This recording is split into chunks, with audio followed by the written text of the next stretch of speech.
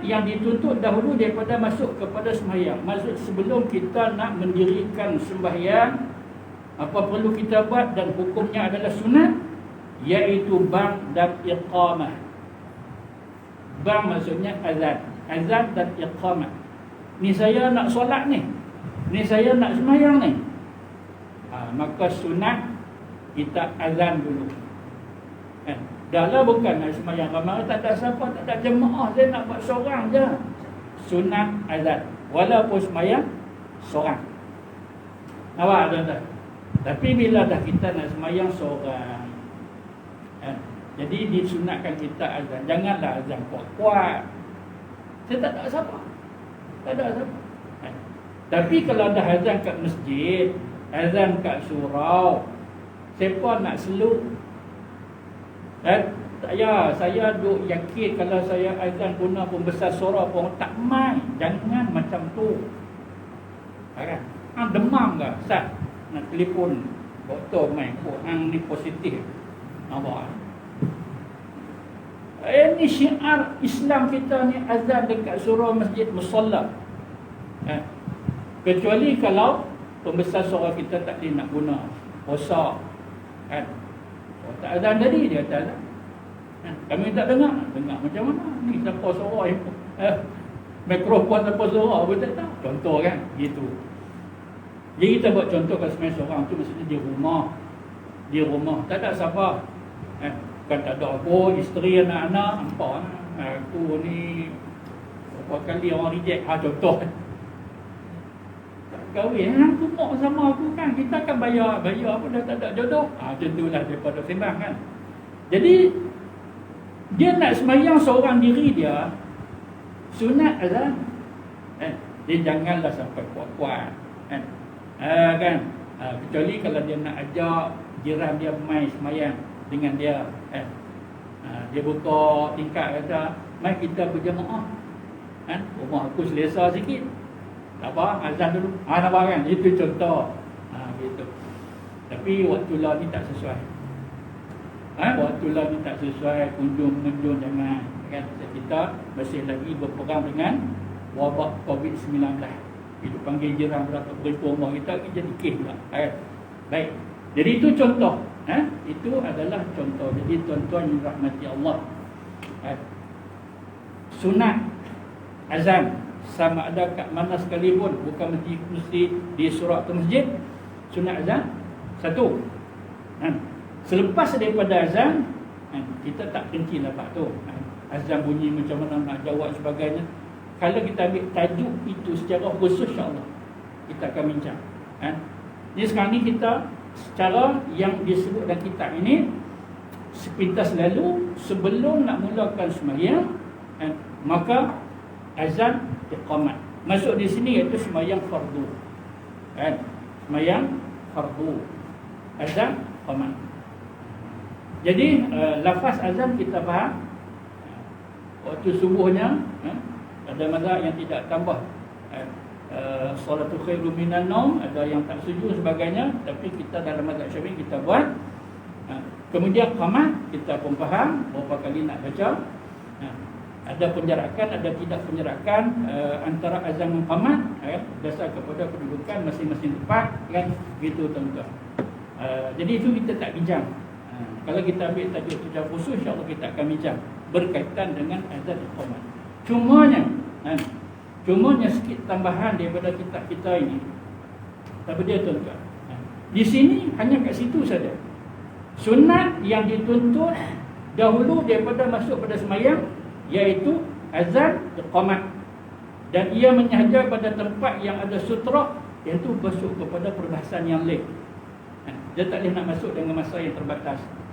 Masa kita nak sebut tentang azan iqamat ni. Baik.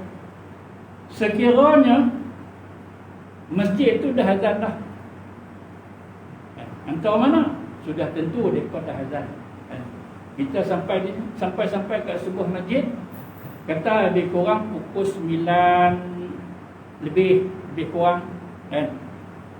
Jemaah-jemaah pun duk ada, duk berehat ke, tengok pun dah tak ramai.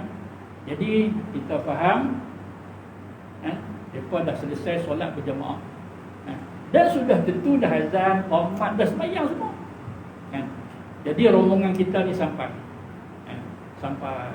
Assalamualaikum. Waalaikumsalam. Bolehkah nak tumpang sembahyang? Allah ni rumah Allah, silalah masuk. Kan? Begitu. Dah buat dah solat jemaah. Alhamdulillah dah selesai. Pakat balik ya. Kami pun nak kira nak kunci masjid. Macam tu kan. Nak kunci pintu pagar. Dah kami baru sampai ni tak sat lah. Nak tumpang sembahyang. Silakan. Baik, jadi itu contoh. Maka jamaah yang kedua ini perlu ke tidak perlu untuk nak melongkan azan? Maka sunat untuk melongkan azan. Sunat tuan-tuan. Ini yang kita sebut bahawasanya kalau ada perbahasan khusus berkaitan dengan azan dan qamat ni memang panjang dia punya perbahasannya. Kan? Maka dituntut juga, sunat juga. Cumanya kalau azan pertama masuk waktu tu kan, maka itu kita kata gunalah pembesar suara kan. Itu sebab apa? Sebab semua kawasan kita ini, perumahan kita, taqriyah kita ni tahu bahawasanya waktu solat itu dah masuk. Bagi azan kedua maka tidak perlulah untuk menggunakan pembesar suara kan. Setakat rombongan yang sampai ni kakak dengar azan yang berkumandang. Itu saja. Mai satu wakil, dia duduk kat depan, maka dia pun azan tanpa pembesar suara. Allahu akbar, Allahu akbar, Allahu akbar, Allahu akbar. Gitulah kan. Jadi selesai. Jadi maka kalau siapa yang nak sembahyang qabliyah, kalangan rombongan yang kedua ini, sila. Lepas tu berjamaah kan. Gitu. Jadi sebelum nak berjemaah itu qamat sama aja kan? Jangan pula tak payahlah kita nak azan, nanti depa dah azan dah, tentu dah depa azan kan. Berapa kita nak azan lagi? Boleh tuan-tuan. Ini merujuk kepada peristiwa yang pernah berlaku kepada Sayyidina Anas radhiyallahu anhu bersama dengan rombongan dia. Dia sampai kat satu masjid, jemaah dah selesai dah. Maka Sayyidina Anas radhiyallahu anhu memerintahkan satu sahabat dia untuk longkan azan. Pada tempat itu dah azan dah, semuanya selesai dah. Maka kat situlah hujah ulama membolehkan azan buat kali yang kedua. Kalau kali yang ketiga pun boleh. Habis jemaah yang kedua, mai pula jemaah yang ketiga Assalamualaikum. Dah selesai dah kan? Selesai dah, kami tak buat lagi. Bolehkah kami nak tumpah sama Allah? Tanya buat apa? Di kat rumah kami, nampak kan? Jadi siap tu dia jawab kat bawah. Dia kata aku nak balik pukul berapa ni? Main jemaah.